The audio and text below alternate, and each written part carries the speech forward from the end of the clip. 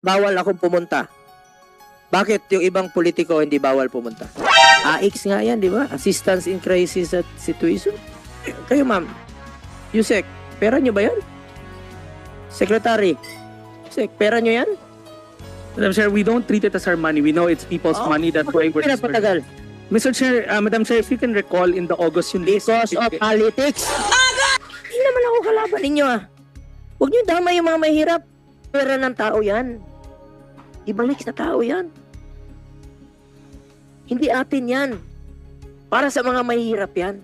Sasabihin nyo walang pera. Walang cash. Sa lahat na nakikinig, Regional Director. Yun naman tang uniform answer niyo, di ba? Pag paborito ninyo, ang politiko.